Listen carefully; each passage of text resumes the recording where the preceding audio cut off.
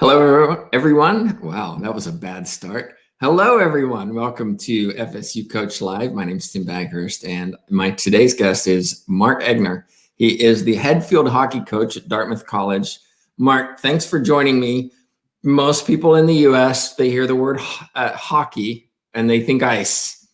Field hockey is a little bit different. So if you wouldn't mind, give us a little bit of background of how you got to where you are today. If you just as an introduction, and then we'll get into some fun questions. Sure. Oh, thanks first of all for having me, Tim. I'm delighted to be here and to get to share a little bit of my story with people.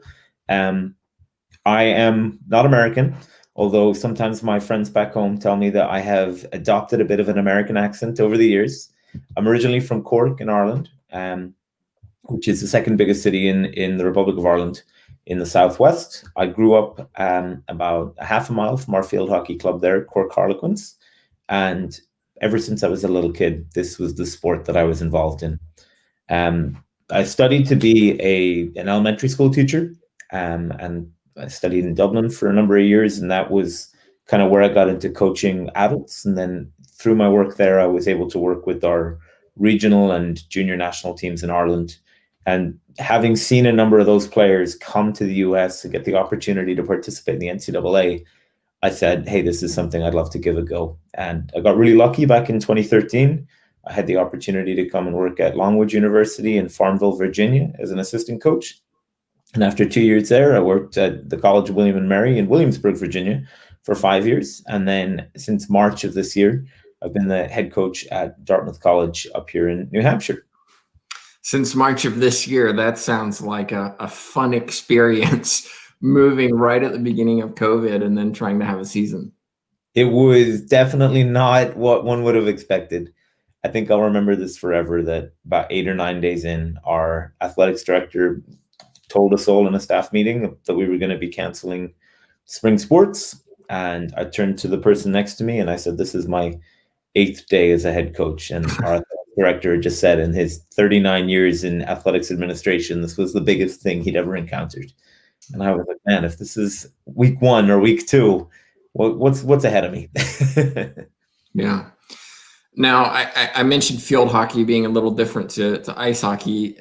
You know, my experience is obviously growing up in England and Wales. Yes, I know what field hockey is. Yes, as a left-hander, it drove me crazy because there were never any left-handed sticks. So can you just give us a little bit of a background about what field hockey is? Because I imagine some people have never seen it before. Sure. So field hockey is a team sport. It's in many ways an invasion sport. It's similar to soccer, rugby, that you start at one end and you want to get to the other end to score goals. The field is 100 yards by 60 yards, and it's broken into 4 quarters. And you can only score from a circle that is about 16 yards around the goal that you're attacking. There's no offside. There's unlimited rolling substitutions, so you can exchange players as often as you want. And it is one of the biggest sports in the world, which is hard to believe living here in the US. It's played around the world by men and women, but in the US, it's primarily played by women. It's a stick and ball sport. So as you mentioned, we have a single-sided stick, which is about 3 feet long and is smooth on one edge and then very curved on the back edge. And you're only allowed to play the ball with the flat edge of the stick. Trying to think what other bits differentiate it. I think if you were to try to compare it to a sport here in the US, people regularly compare it to lacrosse, but I think it probably bears a lot more resemblance to soccer in terms of the tactics and things that are involved. But there is a large amount of hand-eye coordination involved as well. And it's an Olympic sport as well. And let's talk a little bit about collegiate field hockey, because scholarships available? Do you have to go recruit? How does that work? Yeah, so it is a collegiate sport here in the US, so it's sponsored at all 3 division levels. Depending on the level that you're involved in, whether it's Division 1, Division 2, or Division 3, there are different amounts of scholarships that are available for different purposes, the same as every other sport. There are currently, I think it's either 78 or 79 Division 1 field hockey programs, and we're spread across, I believe it's 10 conferences. So we have, at the scholarship level, we have up to 12 full ride equivalencies available per school. So they can be allocated in percentages or in full rides. Or where I work in the Ivy League, because of the Ivy League's rules and regulations, we don't offer athletics-related scholarships. Say that again. You don't offer what? There's no athletics-related scholarships within the Ivy League. So we operate on a purely financial aid-based approach across all of athletics. So how does that impact your recruiting?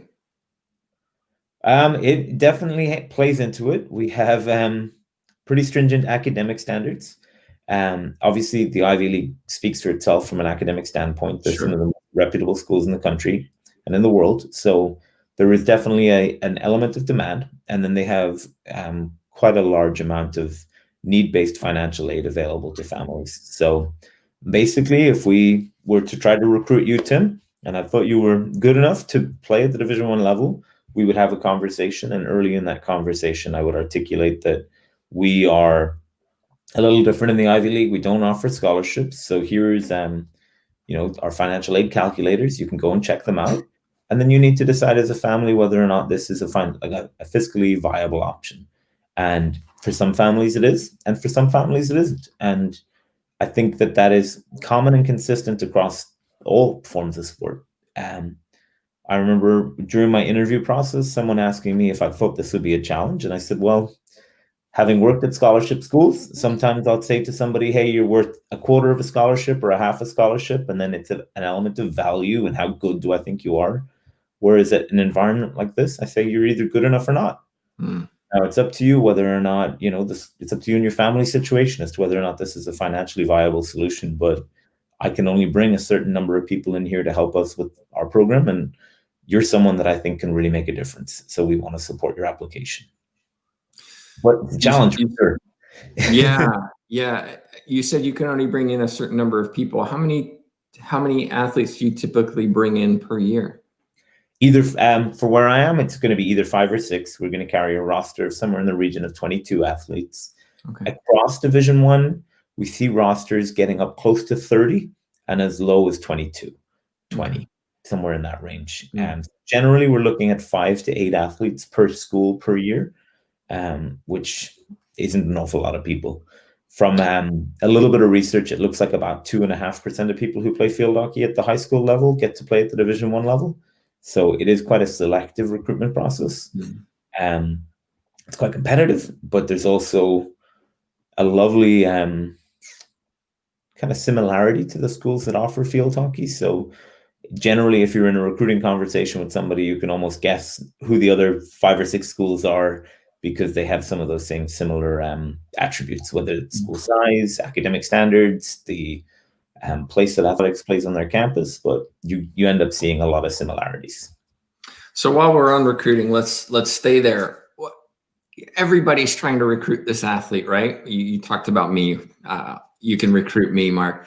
When you look at recruiting, knowing that other programs are trying to recruit me, is there a particular style of recruiting, or do you have any strategies or advice for those who are recruiting or going to be recruiting as coaches that you found are successful or work for you? Absolutely. I think recruiting is essentially about relationships, and it's the start of a relationship that you're going to have as a coach and athlete. I think oftentimes there's a lot of kind of shady behavior that happens in recruiting where people hold back and don't tell the truth. And the most important thing that we do here is we're honest, genuine, and upfront in our communication, and we tell the truth. And that, I think, is going to reap dividends in the future.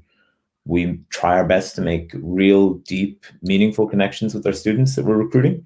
And if they make the decision to go elsewhere, we celebrate that because they have chosen where they want to go. There's a movie, Draft Day, that came out recently, and there's a line in that I tell every recruit, if you do this right, you should only do this once. So enjoy it. Enjoy the process. Don't be afraid to ask questions. And when I talk to recruits, I tell them that there's never going to be a time in your life where you're going to be headhunted by the CEO of some of the top organizations in your field. So enjoy that experience. Enjoy being in demand. Enjoy being, being chased. But In terms of what we do, I focus on 5 things. The first is their academics. Every school has academic thresholds that they have to operate within. Then we look at their technical ability, their tactical understanding, and their physical capacity. Those are the things that we look for when we go and we watch them play in person, we evaluate on film, and then we talk with our coaching staff about whether or not we think we have the capacity to help them grow. And then the last piece is their character. So those are our kind of 5 top things. And our academics and character are the ones that we won't sacrifice on. So by character, when we talk about that, we tell them that we have a no jerks policy. I don't want to be stuck with somebody that is going to be a jerk and be a pain to be around. 2, at some point in your 4-year career, you're going to have a bad day. On that bad day, when you come by my office to tell me your story and to tell me what's happening, I want to be able to support you. I want to be there for you.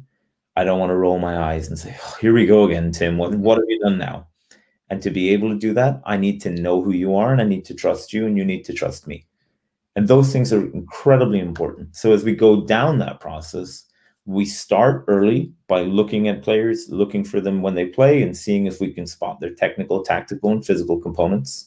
From there, as we start to get to talk to them, once we're allowed from an NCAA standpoint, as quick as we can, we get a read on the academics to get a feel as to whether or not they're the right kind of person for us. And all the way through that process, we're looking at who they are, whether or not they whether or not they're someone who we think is going to be a good fit for our program culturally and is going to have the kind of character that we look for. So some of the things that I've talked about with other coaches, because recruiting is actually what I did my thesis project on for my master's, was whether or not at the end of a game they're carrying their own bag or their parents are doing that for them. Their parents are a big part for a lot of coaches. What kind of a voice are they in the stands?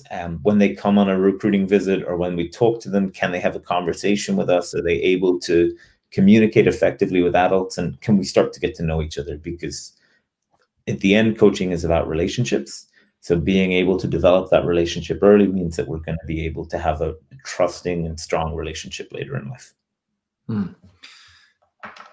Field hockey is, as you mentioned, not a very well-known sport in the US. A lot of programs, probably certain geographic areas as well.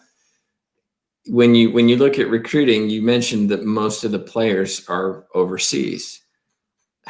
Do you recruit overseas, given that a lot of those players are more likely to have been playing their entire lives, as opposed to maybe some of the US players who may be introduced to the sport later on? I think we're seeing that as a trend in our sport, where people are looking at international athletes as a way to almost get a quick fix in their program and to turn things around quickly.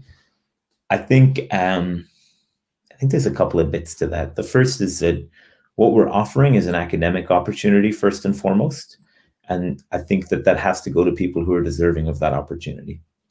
For the last number of years, I've been an assistant coach in the junior national team setups here in the US. And I do feel a responsibility to help develop young American talent. But I am also responsible to my institution, and my job is to win games. So there's a blend and a balance that I think has to be established. We're seeing some programs that are going quite heavily in one direction or another. And I think you have to find the right blend for you as a coach. Some of the things that would attract me to bringing in recruits from overseas are, when we talk about that character, there's an element of gratefulness that maybe they have because this is so different to their experience overseas, they just really enjoy it and are so gracious that's something that's a really beneficial thing to have within your program. As you mentioned, maybe they've been playing the sport a bit longer, so they might bring a little bit more decision-making capability. One of the things that I think is a key differentiator in that is that when I go and I watch a U16 game here in the US, we only ever see 14 to 16-year-old athletes playing with 14 to 16-year-old athletes. There's nobody on the field who has a bank of and a depth of decisions that they have stored up and that they are able to apply to that scenario. So the voice we hear most often is the one on the sideline. Well, ultimately, I want a team that's going to be able to solve their own problems when they're out in the field. So when I compare that to my experience playing, when I was about 13, I was playing with former internationals who couldn't run anymore. And, they were falling down the ranks within our club. And my job was to do what they told me. So I was learning from all these different voices around me. And that helps me to understand the game. It helped me at the time. And I think if you can bring in some players who've had both experiences, then that blend of decision-making ability, that blend of experiential learning that you're bringing onto the field is only going to benefit a team. But I do feel that, it doesn't really matter to a large degree where you were born or where you're from, but it's whether or not you're able to meet the challenges of the situation. So the American athlete is used to the condensed fall sports season that we have, and to training 5 or 6 days a week and to being together and being very intensely in a team setting.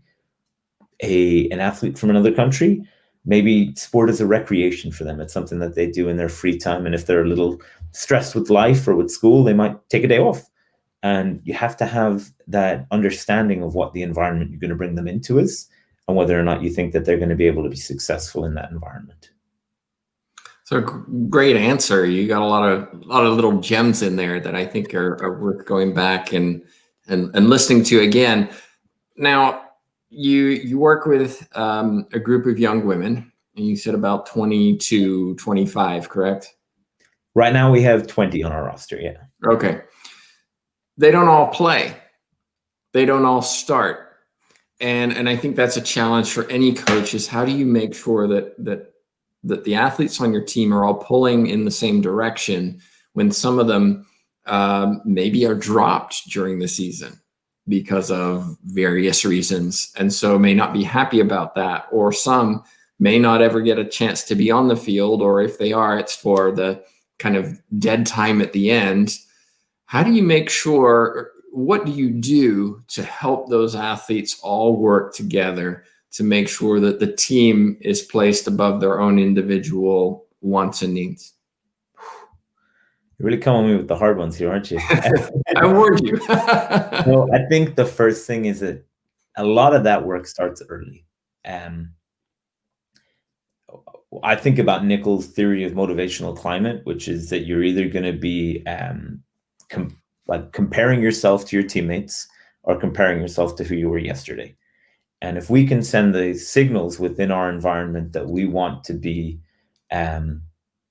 task-oriented rather than ego-oriented in that environment, so we want to be comparing ourselves to who we were yesterday, our version of success is tied to our feeling of development, then we can chase excellence for you on the sideline.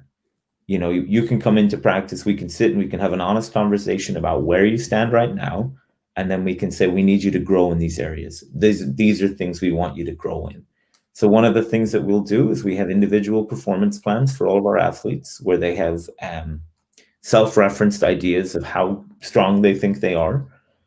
We do a little bit of work with the psychological characteristics for developing excellence, and then we tie that into what their goals are. And that's the first step, is we give them a developmental track, because I think oftentimes we look at development and we look at performance as things that have to happen at separate chunks of the year. And if we do that, well, then we say, okay, well, you got the spring to get better. And if you don't do enough in the spring, well, then you're never going to play in the fall. And I don't think that that's fair, because that means that in the fall, we're dealing with problems. We're dealing with situations you talked about. The second piece is that I think oftentimes we want to be able to turn to people who have experience in challenging moments. Now, that's wonderful to say, but you don't get experience by sitting on the bench for 2 or 3 years. You get experience by being put in situations and being given the opportunity to experience and to learn, to make mistakes and to grow. So the first place we can do that is by creating realistic and complex variable problems at practice and giving people the opportunity to solve those in training, an opportunity to reflect on that process so they can grow, but also putting them in that situation in a game. Now, in much the same way that we might scaffold someone's learning when they're, learning to read, we can scaffold their learning when they play. We can put a freshman in at right back with a senior at center back and a senior at right mid and a senior at center mid, so that they have great supports around them and they're given the opportunity to play. And then when they come off, we can make sure that they have supports and opportunities to reflect. So some of the things that we'll do there, we'll have individualized video review sessions that will be athlete-led. So as Tim's played at the weekend, Tim will log on to our video hosting site. He'll go to the game and he'll see all the moments he was near the ball, and then he has to watch those clips and then come and make an appointment with one of the coaching staff to talk about the 2 or 3 clips that he thinks are most important. So what we'll ask you to do first of all is to write down how you thought the game went, how you thought you played, then to watch your clips, and then now to reflect again as to how you thought you played. And then which clips do you think are important enough that we need to talk about them, so that that 15 or 20-minute meeting is really intentional and really worthwhile. And I think if we do all those things, then you feel like, hey, I'm getting feedback, I'm seeing where I need to grow, and I can understand my place in this team. And then I think it's just really important to have that healthy relationship between player and coach, that you can say, hey, Tim, we've been talking about this. What did I say to you at training this week? You said I need to do this, this, this, and this. So why are you telling me you don't know why you're not playing? Because I told you what you need to do and you're not doing those things. But by making it a conversation and by making it apparent that you're investing in that player and that you want them to succeed and that you're going to work with them to grow, then I think that's really important. So when we talk about those things with our players, over the last number of years, when I was an assistant, I reframed my position to the team as, I'm not assistant to the head coach, I'm assistant coach. My job is to help you. My job is to help the head coach. And second of all, I will double what you give me. But if you do the math, guys, and you're all in college, so you should be able to do multiplication. If you give me 0 minutes, if you give me 0 effort, and I double that, no matter how hard I try, it's going to be nothing. But if you tell me you want to give me 10 minutes of your time, I'll put 20 minutes into preparation, or 10 minutes into preparation and then 10 minutes with you. If you tell me you want to do 30 minutes on the field, same thing. 30 minutes in prep, 30 minutes on the field with you. We're going to get good work in here. But it's about that opportunity to grow, experience, and reflect. And then that relationship with the coach that I think can really help with that. But in honesty, we're never going to get it 100% right. That sounds fantastic. But there's going to be moments where you're going to have challenges and clashes, and being able to kind of talk through those situations is really important. So at a previous institution, we had a player who came into me at the end of our first game of the year and was quite disappointed that she hadn't gotten as much playing time as we thought she would. And we sat and we had a conversation about where she was. Did she think that she deserved to be starting ahead of all these different people? No. Okay, great. We're in alignment there. So now you want to chase and you want to be this person on the team, the first one off the bench. What are the things that your position group is being told at practice? Great. Do you think you're doing those? I think I am some of the time. I don't think you're doing them well enough. So let's work now at finding ways for you to do them better, so that you can be in a situation when you put in, we know we can trust and rely on you. I don't get short answers, Tim. I hope that's okay. Hey, means I have to speak less, which is always a good thing. Now, turning then to the fact this is your first year as head coach, unusual year, right? We all know that, and but one of the things I think is a challenge for a head coach, especially a new one, and we've had some on this interview before, is hiring assistants or volunteers, and the process for that, and what you look for in somebody as an assistant coach or a volunteer coach. Can you elaborate a little bit about how you go about finding the best people that fit within your coaching philosophy? Man, you are just coming at me today. So we just went through this a couple of times over the last couple of months. And I'll be honest, I think that the traditional model of hiring assistant coaches is broken, because you're asking them to do a job that you don't evaluate their ability to do during the application or interview process. Well, let me back up. Well, you mean as an assistant coach, you don't get to observe me being an assistant coach in a typical interview process. I just give you the right answers. Yeah, I think in general, you come and we sit and we have a conversation, and I ask you questions and you tell me what you think I want to hear. You meet tons of people and they all ask you the questions that they think are important. And then you arrive on day one and we teach you how to do the job. And as a first-time head coach, I'm not in a situation where I'm really chasing after people I need to teach how to do everything. I need people who can hit the ground running and who can bring a level of expertise and strength into what we're doing and help this program grow quickly. So we're looking at that and operating within the NCAA restrictions, which are that when you're on a coaching interview, As far as I'm aware, we're not allowed to have you coach our student athletes. I believe in some sports it's different, that you can work them through a workout, or if you're a strength and conditioning coach, maybe you could lead a session with a couple of athletes. So I had to look at what are the other aspects of the job that we can check for. So when we went through this process recently, I looked at our kind of game schedule for the fall, and I said, oh, we were due to have one standalone game. So let's take that standalone game as our weekend that we're preparing for. I gave everybody 48 hours from the time that they scheduled for their Zoom interview. I worked backwards 2 days and said, right, here's the deal. We've got a game against this opponent this weekend. I need you to put together the travel itinerary. I need you to plan out the trip. This is your budget. This is how many people are traveling. This is, everything you need to know. This is our time that we have to practice at their facility, etc. Do that piece. Then I need you to do a scouting report on that team. Here's access to so many other games from last year. If you don't have it, be prepared to present for 15 to 20 minutes during our Zoom meeting and to share what you've seen. And then I need you to prepare a practice plan for this amount of time. Now, unfortunately, earlier in the week, I used up a little bit more of our CARA than I thought we would. So we have less time than we usually would to practice. So how are you going to adapt to that? Here's how many staff members we have. Here's how many players we have. And I can't remember whether or not I said one of the girls was injured. We tried to throw some problems at them. And then everyone was given the same amount of time to do all that work. Now, some of them were given 8 games and watched all 8 games and came back with a really detailed scouting report. Some people came back with they watched 1 game. And that's okay, because that shows me what I would likely be getting if we hired you.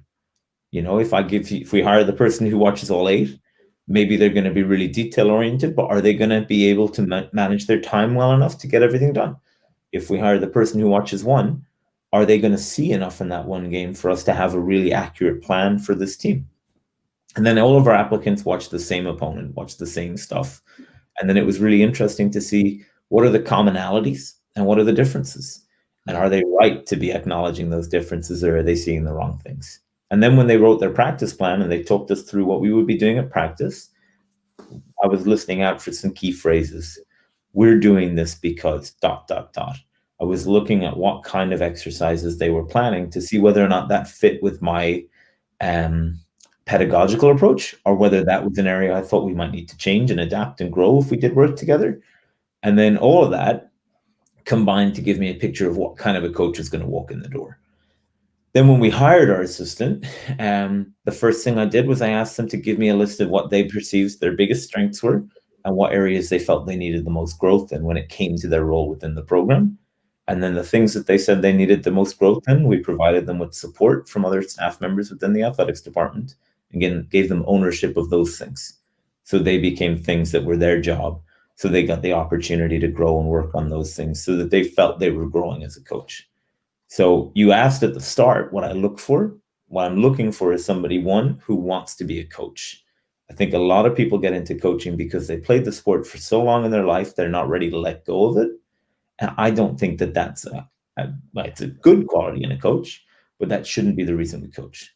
This is an other-centric profession, and staying in it because you're not ready to let go, that's pretty egocentric. That's about you. Second thing is you have to have a love of learning, because you have to be open to changing and growing and learning new things.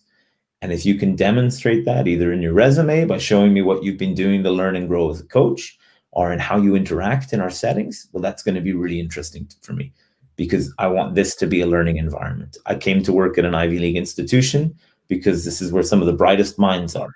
I want to experience those people, and I want to have them impact our program so we can be at the cutting edge. To do that, we need people who want to learn. And then the third part is people who are going to work hard. Now, I do think a work-life balance is something that's hard to find as a coach. It's something I've struggled with over the years. And since coming here and moving into a pandemic, it was a great opportunity to hit pause on my work part and add some bits into my life part and try to keep those blended when we got back together. But being able to tell my assistant at 5 o'clock, hey, put your phone down, like close your emails. I don't want to hear from you until 8 a.m. or 9 a.m. tomorrow. We work 6-7 days a week. When we're in a regular fall, we're going to be on the road a lot. When we're in the winter and spring, we're going to be recruiting. When you have downtime, take it. Don't work.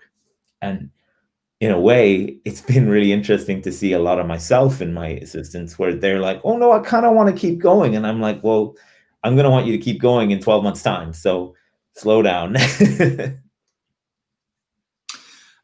The only caveat to everything you said is that the brightest minds in coaching are not at Dartmouth. They happen to be at FSU. So, well, I do also think that there is an element of fit. Is this individual going to be for sure living in this town, working in Mm. this institution? And sadly, is the financial situation going to be a match for both parties? Because coaching is a profession, and as such, you should be remunerated and compensated. And you have to be able to balance your bills. And with people being fresh out of college or recently graduated, they probably have a couple things they need to pay off, and making sure that they can do that is important. What would you say, as a coach, the three hardest things that you have to deal with as a coach are, and that maybe those who are looking to get into coaching or even improve as coaches need to kind of be aware of or thoughtful of? From your experience, what three things do you find the most difficult? I think expectation management is challenging, because everybody who gets recruited to play at a Division I level has been told that they are fantastic, best player on their team. And then they go from maybe never having seen that thing they put their backpack on at the start of a game and pick their backpack up to, now I have to sit on this thing, or, I'm meant to be over here outside the field. So being able to balance the recruitment of an athlete, which is where you probably have to tell them what you think they have the capacity to do, with the reality that they're going to arrive into and still win a recruiting battle, is a challenge. And I think oftentimes we see a lot of people telling lies in that process to get the kid in the door, and then the kid doesn't get the experience that they want or that they thought they were going to get. But being able to manage expectations, I'd say, is one of the most challenging things as a coach, because you asked me earlier about managing playing time and all those kind of things. And the analogy I use is like, if we had a pizza party and we had 16 slices of pizza and we invited 20 people, the first time we did that, people would probably enjoy each other's company enough that, yeah, I'm okay that I didn't get one of those slices. But if we do that 18 weeks or 18 times over 10 weeks, and you're turning up hungry and leaving hungry every day, it's really hard to motivate you to come back to the pizza party the next week and for you to enjoy watching your friend eat pizza. And I mean, when you talk about it in those terms, it's really hard to think, why would they want that? So managing expectations is one of the challenges. I think that goes beyond the athlete too. That goes to, as a coach, managing up to manage the expectations of the people you work for, and managing out to manage the expectations of the parents and the alumni and all of those people. To, everybody wants ultimate success, but being able to manage everyone's expectations and talk about what this could look like if we do things right, while also being, this is where we are, and if we want to be here, things need to change, and that's going to take time. So I would say managing expectations. I think staying composed is a challenge in coaching. It is an emotional roller coaster of a profession. And oftentimes you will encounter really high highs, like phenomenal moments that are just amazing to be a part of. And in those moments, you think you're the world's best person, or you think that, man, aren't you the luckiest man in the world? And then the next day, you might experience something at the total other end of the spectrum. And if you allow yourself to go back and forth, it's going to be exhausting. It's going to be draining. It's going to be so demoralizing. But if you can find a way to stay consistent and composed throughout, and maybe enjoy the moments a little bit, and maybe be affected a little bit, but, stay relatively central in that, I think that is a challenge. And it's definitely something that I struggled with early on in my career. And one of the biggest compliments I got was when I started working at William & Mary a year or so in, our strength and conditioning coach was like, you're just here. And initially I was so annoyed. I was like, no, I'm pretty like into this. I enjoy it. And then I was like, no, you're right. Whether we're winning or we're losing, I'm not yelling at the umpires. I'm not berating our players. I'm not whatever. And I had to allow myself to enjoy our moments, the big moments that we had, a little bit more, because I think by being composed, at times you can appear detached. Mm. You have to be able to be composed and connected, because ultimately it's a relationship oriented profession. And if you are composed and detached, well, then you don't look like you're a part of what's going on. So those would be two of them. And then the third thing I say is to stay current, and to kind of keep your love of the sport. Because if you take, let's say, an NCAA basketball season, that's like, I don't know, it looks like about 8,000 games from the outside that just seem to be nonstop, go, go, go. So the opportunity, one, to stay up to date with what's happening in your sport, and, to see the opportunities for innovation and growth that maybe other coaches are using, is tough. And two, to stay in love with the sport when you're in the grind of the sport can be challenging, because if you allow the sport to become like a big weight in your backpack, and you're just being weighed down by the sport over and over, then you kind of lose your passion. So one of the things that I've consciously done this year is avoided watching any collegiate field hockey, because I wanted to be able to be fully present with our team. And if I was watching other teams get to do what we're not allowed to do right now, I think that would really bother me. But excuse me, in the last couple of months, the International Field Hockey Federation, they have a tournament called the FIH Pro League, which takes 8 of the best teams in the world, and they play against each other. So yesterday I sat down and took an hour or two and just watched one of those games. So I was able to see what's going on at the elite level of our sport and just enjoy it as a spectator. And it's hard to do that when sport's your life. I mean, it's not like an accountant's going to sit down and look at someone else's spreadsheet as a spectator and be like, wow, look at the way their Excel adds up. And it's a profession, so it's hard to separate your professional brain from your passion. But we probably got involved in the sport because we loved it. And keeping that love is really important. One of the things one of my current student athletes told me was that when she comes to practice right now and she sees me laughing, that's a really cool sign to her that we're allowed to enjoy this. And I don't ever want that to be something that isn't a part of this. So I would say, one is to manage expectations, 2 is to stay composed and connected, and 3 is just to keep your passion and to stay current. That's great advice. Great advice.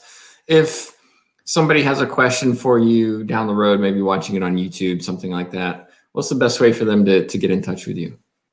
I think the easiest way is probably to connect with me on Twitter. And then my Twitter handle is on screen. And then when I have time, maybe in our off season and stuff, I'm usually quite happy to sit with people and to talk. I think the opportunity to work in coaching as a full-time profession is phenomenal. So not to share that opportunity and share any lessons is a travesty. So please do reach out, whether you have questions about things we've talked about or other things in coaching. I'm happy to share. Great. Thank you. And if you're listening to the podcast, it is at EGGZ_ and the word 11. Well, Mark, thank you so much for joining me. I appreciate sharing a little bit of you sharing a little bit of your time and insight. And I hope people do reach out with questions when they have them. Oh, thanks very much, Tim. It's been a pleasure.